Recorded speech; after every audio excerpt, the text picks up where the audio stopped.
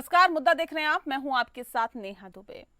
भारत के विदेश मंत्री एस जयशंकर अपनी 6 दिवसीय यात्रा पर हैं। ये यात्रा ब्रिटेन और आयरलैंड की है। बता दें आपको कि बुधवार को उन्होंने ब्रिटेन के प्रधानमंत्री कीर स्टारमर से मुलाकात की।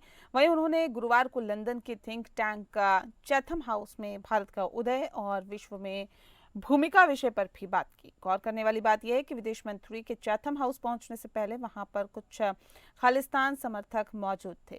वो भारत विरोधी नारे लगा रहे थे। इसी बीच जयशंकर जब चैथम हाउस से रवाना हो रहे थे तो उन पर हमले की कोशिश की गई। रिपोर्ट के अनुसार एक व्यक्ति जयशंकर की गाड़ी के आगे आकर तिरंगा झंडा फाड़ने लगा। व्यक्ति की इस हरकत को देखते हुए उसे तुरंत सुरक्षा कर्मियों ने पकड़ लिया और गाड़ी से दूर ले गए। वहीं एक तरफ कुछ खालिस्तान समर्थक अपने हाथों में खालिस्तान का झंडा लेकर नारेबाजी कर रहे थे। बता दें कि जब स्वतंत्र नीति संस्थान चैथम हाउस में कश्मीर मुद्दे पर विदेश मंत्री से सवाल पूछा गया तो उन्होंने कहा कि पाकिस्तान के पाक अधिकृत कश्मीर यानी पीओके को खाली करने से कश्मीर मुद्दा पूरी तरह से हल हो जाएगा। लेकिन सवाल यही है कि ब्रिटेन में खालिस्तानी बेखौफ क्यों है? भारत की अखंडता के खिलाफ काम करने वाली आतंकियों पर ब्रिटेन मेहरबान क्यों है? ब्रिटेन, कनाडा, ऑस्ट्रेलिया और अमेरिका जैसे देश खालिस्तानी आतंकियों पर लगाम क्यों नहीं लगा रहे हैं? क्यों खालिस्तानी जो आतंकी हैं इन देशों में पनाह इनको मिल रही है और खुलेआम भारत के खिलाफ काम कर रहे हैं?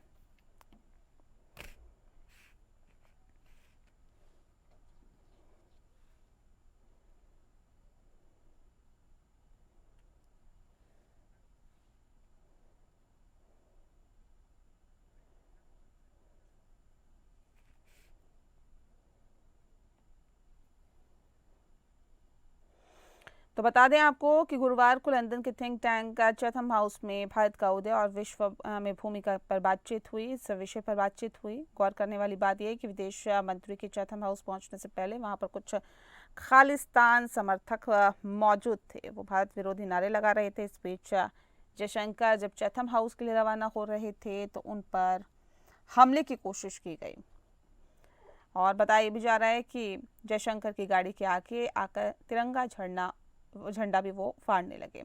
इस विषय पे तफसील से चर्चा करेंगे। खास मेहमान हमारे साथ मौजूद हैं, उनसे आपका परिचय करा देते हैं। इस वक्त हमारे साथ मंजू सेठ जी हैं, पूर्व राजनयिक हैं। मंजू जी, बहुत बहुत स्वागत है आपका। और हमारे साथ संजीव श्रीवास्तव जी जुड़ गए हैं, जो कि विदेशी मामलों के जानकार हैं। संजीव जी, आपका भी बहुत स्वागत है।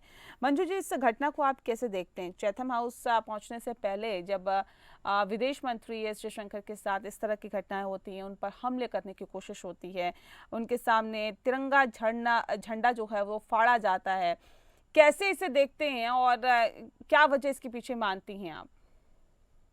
ये बिल्कुल एक ऐसा घटना हुई है जो बिल्कुल होनी नहीं चाहिए थी, क्योंकि वहाँ पे इतना हाई सिक्योरिटी है, पुलिस वाले हैं, सब हैं। इसके बावजूद ऐसा होना ये बिल्कुल ही एक बहुत ही क्या कहें, एक रिग्रेटेबल एक इंसिडेंट है।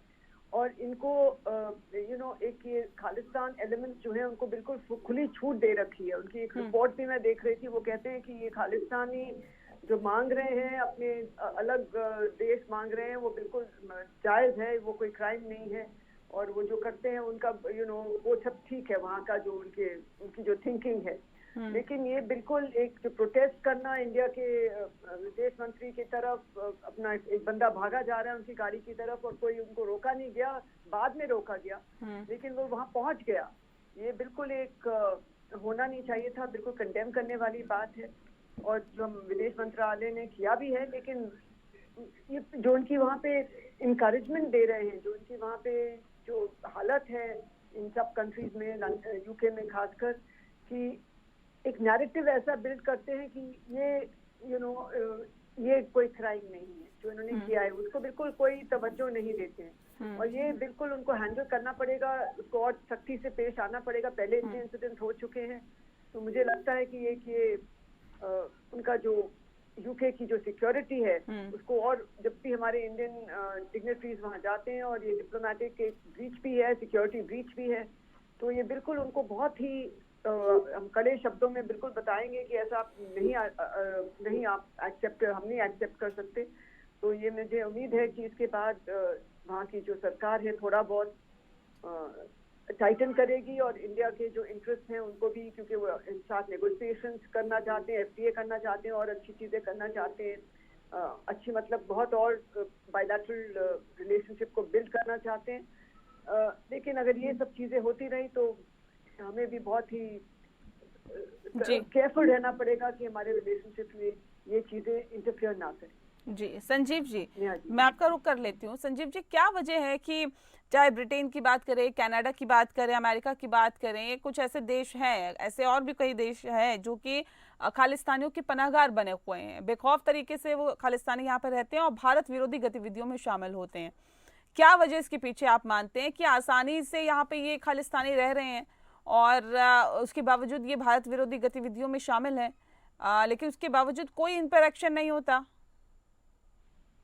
देखिए, ये इस बात को स्पष्ट रूप से दर्शाता है कि जो वेस्टर्न कंट्रीज हैं उनका आतंकवाद और अतिवाद के ऊपर डबल स्टैंडर्ड्स हैं, और वो अपने देश में अगर कोई आतंकी घटना हो जाती है तो उस आतंकी को ढूंढने के लिए वो अफगानिस्तान, सीरिया, पाकिस्तान पहुंच जाते हैं, और जब अपने देश में ये आतंकी छुपे हुए हैं उनके ऊपर वो कार्रवाई नहीं करते।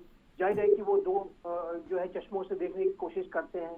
भारत का आतंकवाद, जो डेवलपिंग कंट्रीज का जो आतंकवाद है, वो उनको आतंकवाद नजर नहीं आता और इसके खिलाफ वो कार्रवाइयाँ नहीं करते हैं, जबकि भारत की तरफ से लगातार इस बात को कहा गया है, चाहे वो ब्रिटेन हो, चाहे वो कनाडा हो, चाहे वो यूनाइटेड स्टेट्स ऑफ अमेरिका हो या ऑस्ट्रेलिया हो, सभी को भारत की सरकार अपना इंटेलिजेंस शेयर करती रही है और कहती रही है कि इन आतंकियों के खिलाफ सख्त से सख्त कार्रवाई की जाए। लेकिन इन राष्ट्रों का अभी भी ये जो तथाकथित जो खालिस्तान समर्थक जो और इस तरीके की जो आतंकी तत्व हैं, जो कि एक काल्पनिक खालिस्तान जैसी विचारधारा के आधार पर उसको आतंकवादी गतिविधियों को करते हैं, उनके खिलाफ ये कार्रवाई नहीं करते। जबकि ये जो आतंकी हैं इन्होंने बड़ी घटनाओं को अंजाम दे रखा है। कनिष्का की बॉम्बिंग हुई थी जो कनाडा बेस्ड आतंकियों ने की थी।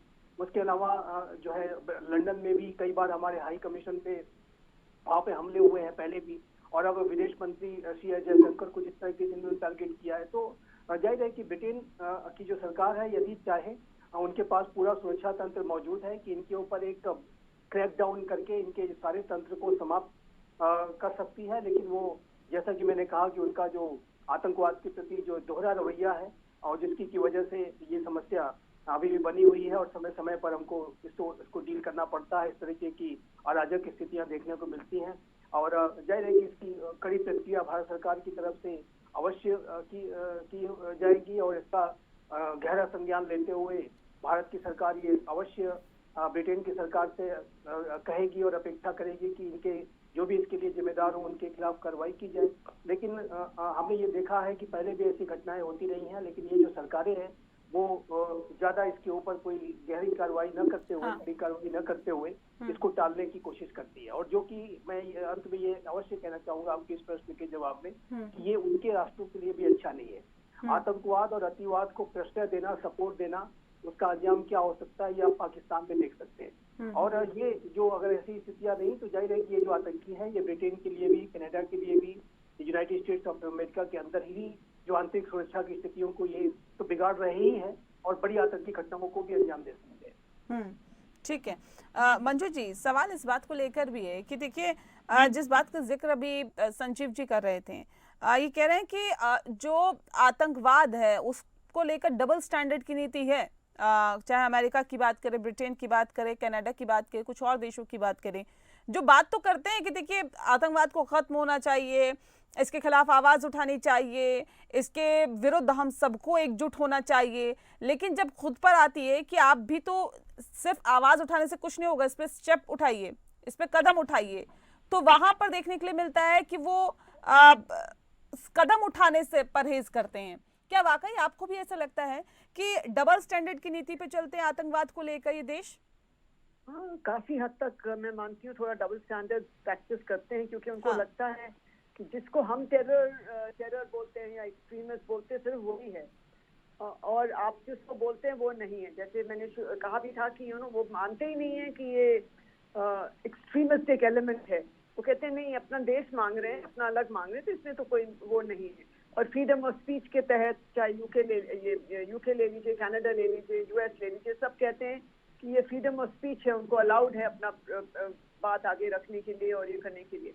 और जब उनको पॉइंट आउट करते हैं कि ये वायलेंस नहीं अलाउड है, ठीक है, वो जो अपना कर रहे हैं नॉर्मल कर रहे हैं, लेकिन वायलेंस और ये इस किस्म का डिसरिस्पेक्ट कह लीजिए, कोई भी हमारे लोग जाते हैं हमारे चाहे फ्लैग का डिसरिस्पेक्ट करते हैं, वो बिल्कुल नहीं एक्सेप्टेबल है। इनको ठीक लगेगा कि हमारे कंट्री में इंडिया में आके उनके कोई एक्सट्रीमिस्ट एलिमेंट्स यहाँ हम उनको पनाह दें और कहें कि आप करिए जो करना है, उनके फ्लैग तोड़िए, मारिए, जो भी करना है, और उनको उनके डेमोन्स्ट्रेट करिए, उनके जब भी कोई भी डिग्नेटरी आता है, क्या वो एक्सेप्ट करेंगे? नहीं करेंगे।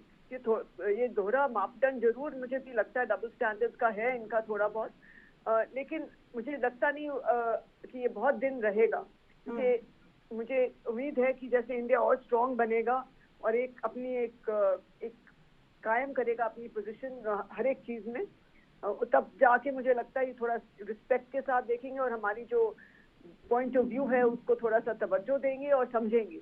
अभी मुझे लगता है ये अपने ही जो अपने उनकी जो व्यूज हैं वो एक विदाउट अंडरस्टैंडिंग, उनको पूरी समझ या पूरी, मुझे लगता है कि फुल नॉलेज के बिना वेरी ऑफन ये अपने व्यूज फॉर्म करते हैं किसी लिमिटेड इंफॉर्मेशन के बेसिस पे, और एक साथ में मुझे लगता है थोड़ा सा उनको इंडिया के साथ लगता है कि इंडिया की बात हमें कोई इतना इम्पोर्टेंस नहीं देते हैं। तो ये मुझे लग रहा है आगे चल के जरूर बदलेगा जब इंडिया एक स्ट्रॉन्ग और एक सशक्त का नेशन बनेगा। संजीव जी, देखिए, ये तो एक ये भी और इशारा कर रहा है कि अगर कोई बड़ा नेता और बड़ा अधिकारी कोई वहां जाता है तो किसी भी तरह का कोई भी हमला हो सकता है।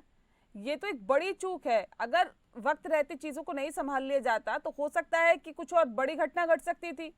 ऐसे में कितना सतर्क रहने की जरूरत है इन तमाम देशों से अगर आप दौरा करते हैं या बड़े अधिकारी या बड़े नेता दौरा करते हैं उस वक्त?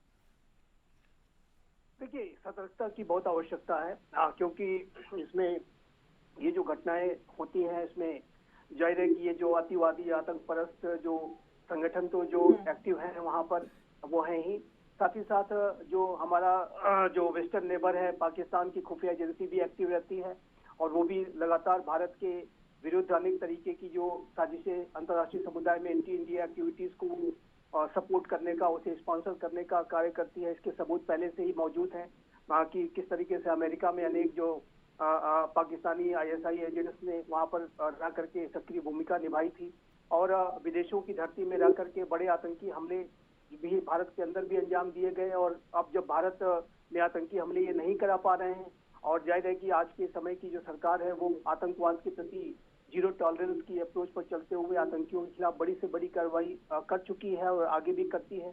तो ऐसे में ये जो आतंकी हैं ये भारत के अंदर और कोई घटना बड़ी तो अंजाम नहीं दे पा रहे हैं। तो ये जो विदेशों की धरती पे जा करके ये भारत विरोधी साजिशें रच रहे हैं और खालिस्तान का ये जो डेड इशू है, ये जो इशू जो कि अब समाप्त हो चुका है, इसको रिवाइव नहीं किया जा सकता। इसको फिर से पाकिस्तान की जो एजेंसीज के द्वारा उसको एक हवा देने का कार्य किया जा रहा है। उसको जो है फिर से ऐसे एक्सट्रीमिस्ट और अतिवादी तत्वों को, आतंकी तत्वों को फिर से खड़ा करने की कोशिश की जा रही है, क्योंकि उनको कश्मीर के फ्रंट पे लगातार विफलताएं मिली हैं।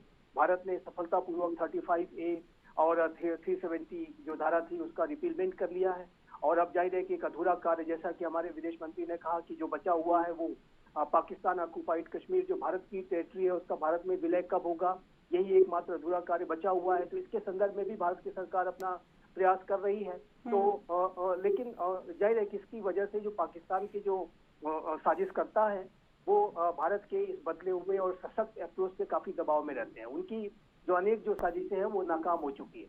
तो ऐसे में वो विदेशों की धरती पर जा करके खालिस्तान जैसे एक डेड इशू को फिर से खड़ा करने की कोशिश कर रहे हैं, जिसमें उन्हें सफलता नहीं मिलने वाली और ये बात बिल्कुल तय है।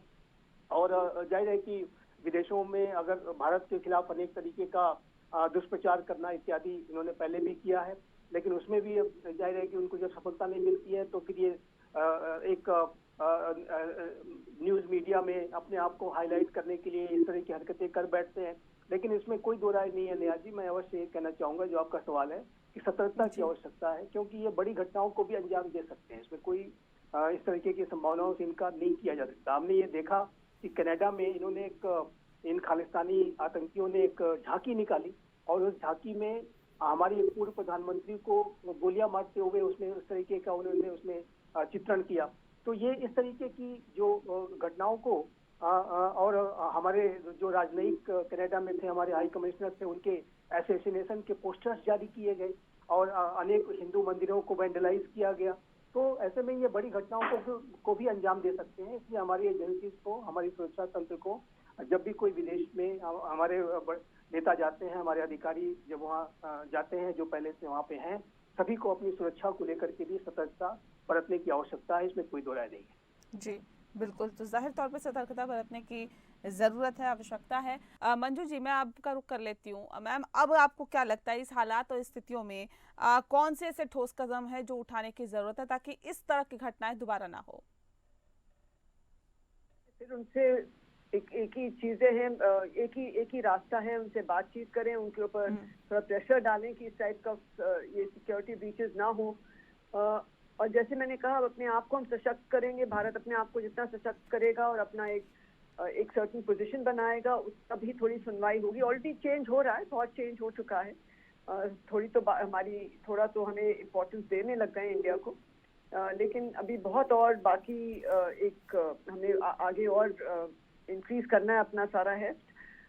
लेकिन इनको एक मैसेज क्लियर करना पड़ेगा, जैसे हमारे FTA नेगोशिएशंस हैं, डिफेंस नेगोशिएशंस हैं, अदर नेगोशिएशंस में इस मुद्दे को जरूर हमें उनकी बातें मनवाने के लिए ये बिल्कुल बीच में हमें उसको इंक्लूड करना पड़ेगा हमारे नेगोशिएशंस, नेगोशिएटिंग टूल, कि हमारी सिक्योरिटी और हमारा इस टाइप का जो एक्सट्रीमिस्ट एक्टिविटी, जो अगेंस्ट एंटी इंडिया एक्टिविटीज हैं, आपको कर्टेल करनी पड़ेंगी अगर आप चाहते हैं एक फेवरेबल और एक म्यूचुअली बेनिफिशियल जो एक FTA है या डिफेंस डील्स हैं या सिक्योरिटी अरेंजमेंट्स हैं, म्यूचुअल जो हम बात करते हैं स्ट्रेटेजिक पार्टनरशिप को और स्ट्रॉन्ग करने के लिए। इन सब चीज़ों में हमें ये मुझे लगता है कि ये मुद्दा भी हमें इंक्लूड करना पड़ेगा, जो नॉर्मली हम नहीं इंक्लूड करते हैं। इंक्लूड करते हैं, हम बोल देते हैं, लेकिन हम उसको इतने स्ट्रांगली शायद नहीं लेते हैं। लेकिन अब बिल्कुल और स्ट्रांगली लेना पड़ेगा कि इस किस्म के अगर आपने नहीं रोके तो फिर हमारे बायलैटरल रिलेशन पे इफेक्ट हो सकता है। और स्पेशली US के जो एक्शन हुए हैं, तो यूरोप में और UK में वैसे भी थोड़ा सा एक ऐसा माहौल बन गया है कि वो इंडिया की तरफ देख रहे हैं for market share, for collaboration. हमने देखा UK कमिश्नर भी आई थी यहाँ पे, अभी प्रेसिडेंट आई थी, और ये सब चीजें हैं कि हम और अपने ऑप्शंस वो अपने बना रहे हैं। तो हमें उसका ये बहुत स्ट्रांगली आगे डालना पड़ेगा कि हमारे भी जो इंटरेस्ट हैं आपको सेफगार्ड करने पड़ेंगे, तभी एक म्यूचुअली बेनिफिशियल वो हो सकता है, एक कोलैबोरेशन, पार्टनरशिप। जी नहीं, ठीक है। संजीव जी, देखिए, अभी आप जिस हिसाब से मंजू जी ने बताया कि देखिए कदम उठाने की ज़रूरत है, हालांकि कुछ बहुत बदलाव देखे हैं कि कुछ वक्त में हुए हैं। क्या लगता है कौन कौन सी दिशा में और बदलाव की ज़रूरत है अभी? कैसे वो सख्त कदम उठाने की आपके नज़रिए में ज़रूरत है जिससे कि इस तरह की घटनाएं दोबारा ना हो? देखिए, ये स्पष्ट रूप से हमारी सरकार को इन वेस्टर्न कंट्रीज को बताना होगा, यूरोपीय राष्ट्रों को बताना होगा, जो कि जाहिर है कि वर्तमान समय में अनेक चुनौतियां फेस कर रहे हैं। और ट्रंप प्रशासन के आने के बाद से जिस तरीके के बदलाव आ रहे हैं, ऐसे में वो भारत से और अधिक सहयोग की अपेक्षा कर सकते हैं। जैसा कि हम उनके बयानों से देखते हैं और अनेक तरीके की वो स्वयं के सिक्योरिटी आर्किटेक्चर को वो डेवलप करने की बातें कर रहे हैं। तो ऐसे में यदि वो आगे आने वाले समय में और अधिक स्वयं से अपनी जो सिक्योरिटी अरेंजमेंट करते हैं, तो उसमें वो भारत के साथ भी सहयोग की अपेक्षा करेंगे। और ऐसे में भारत की सरकार को स्पष्ट रूप से उन्हें बताना चाहिए कि आपके साथ हमारा जो काउंटर टेररिज्म और इंटेलिजेंस शेयरिंग का कोऑपरेशन यदि बढ़ता है, तो भारत और यूरोपीय राष्ट्रों के बीच का जो पूरा ओवरऑल कोलैबोरेशन है उसको बनाने में भी और अधिक मदद मिलेगी। और ये भी स्पष्ट रूप से बताने की आवश्यकता है कि आज का ये जो नया भारत है वो अब आतंकवाद को बिल्कुल भी बर्दाश्त नहीं करेगा, अतिवाद को बिल्कुल भी बर्दाश्त नहीं करेगा। और आतंकवाद के और अतिवाद के प्रति जो जिस तरीके का यूरोपीय राष्ट्र जब उनके यहाँ कोई घटना होती है तो एक जीरो टॉलरेंस का जो अप्रोच रखते हैं। अमेरिका में जो घटना होती है तो उसमें वो जीरो टॉलरेंस का अप्रोच रखते हैं। Never forget and never forgive की नीति पर चलने वाले ये राष्ट्र हैं। तो ऐसे में भारत का भी अप्रोच इसी तरीके का है और भारत भी अब आतंकवादियों को न तो ये घटनाओं को न तो कोई भूलता है, न उन्हें माफ करता है और न आतंकियों को जस्टिस तक पहुंचाना ये भारत की भी जिम्मेदारी है। और यदि इन राष्ट्रों को भारत जैसे विश्व के सबसे बड़े लोकतांत्रिक राष्ट्र के साथ, सबसे बड़ी जो है बढ़ती हुई तेज गति से मेजर इकोनॉमी के साथ और इंडो पैसिफिक रीजन का जो सबसे महत्वपूर्ण लोकतांत्रिक राष्ट्र के साथ यदि सहयोग को और यदि गहरा करना है तो उसे भारत की चिंताओं को भी समझना होगा और यथोचित कार्रवाइयां करनी होगी और इस तरीके की प्रवृत्तियों को त्यागना होगा कि यूरोप की प्रॉब्लम्स तो दुनिया की प्रॉब्लम्स हैं और दुनिया की प्रॉब्लम्स यूरोप की प्रॉब्लम नहीं है। ये जो हमारे विदेश मंत्री ने बहुत पहले इसको कहा था। इस चीज की जो ऐसा अप्रोच रहता है यूरोप का, यूरोपियन यूरोसेंट्रिक अप्रोच, तो उसको त्यागना होगा और ये समझना होगा कि हम 21वीं सदी के तीसरे दशक में रह रहे हैं। भारत भी एक महाशक्ति के रूप में उभर चुका है और भारत के भी वैसे ही जेन्युइन सिक्योरिटी कंसर्न्स हैं जैसे कि यूरोपीय राष्ट्रों के और अमेरिका के हो सकते हैं। तो ये बात जब तक ये बदलाव नहीं आएगा तब तक ये समस्या रिजॉल्व नहीं होगी। लेकिन मेरा ऐसा मानना है, जैसा कि मंजू मैम ने भी कहा, कि इस तरह के बदलाव आ रहे हैं, भारत को अब महत्व दिया जा रहा है, लेकिन भारत को अपना जो असर्शन है, जो अपनी बातें हैं, और भी समय समय पर स्पष्ट रूप से कहने की आवश्यकता है, जो कि हमारे विदेश मंत्री इस बात को अनेक मंचों के माध्यम से, अनेक अपने व्याख्यानों के माध्यम से और इंटरैक्शंस के माध्यम से वो स्पष्ट करते रहते हैं। भारत का जो नैरेटिव है, भारत की जो पक्ष है, स्टैंड है, वो बहुत अच्छी तरीके से वो रखते हैं और सारी स्थितियों को क्लियर करते हैं। चैथम हाउस में भी उन्होंने अभी जो लेक्चर दिया है और जो इंटरैक्शन किया है उससे भी बहुत सारी बातें स्पष्ट हैं। तो ये भारत की सरकार आज की कर रही है, लेकिन आतंकवाद और अतिवाद के मुद्दों पर यदि यूरोपीय राष्ट्र भारत के साथ सहयोग नहीं करते हैं तो इससे जो अन्य जो सेक्टर्स में भारत और यूरोपीय राष्ट्रों के साथ जो सहयोग की जो संभावनाएं हैं उस पर नकारात्मक असर भी पड़ सकता है। तो इस बात को यूरोप के राष्ट्रों को समझना होगा और तभी जाकर के इस आतंकवाद और अतिवाद का जो एक की वैश्विक समस्या है, मैं ये कहना चाहता हूँ, अंत में मैं ये अवश्य कहना चाहता हूँ कि ये सिर्फ भारत की प्रॉब्लम नहीं है, बिल्कुल ये वैश्विक समस्या है सर, जिस बात का जिक्र आप पहले कर चुके हैं। लेकिन और ऐसे में इस बात को समझते नहीं है तमाम देश, ये हैरान और परेशान करने वाली बात है। और किसी भी देश के विदेश मंत्री अगर दूसरे देश में गए हैं और इस तरह की घटना का सामना करना पड़ता है तो ये वाकई चिंता का विषय है। इस पर सोचने की जरूरत है उन देशों को भी जिन देशों के अंदर इस तरह की घटनाएं घट जाती है। बहरहाल बहुत शुक्रिया सर आपका, और मैम आपका भी बहुत बहुत शुक्रिया हमारे साथ इस खास कार्यक्रम के माध्यम से जुड़ने के लिए। मुद्दा में फिलहाल के लिए इतना ही। नमस्कार।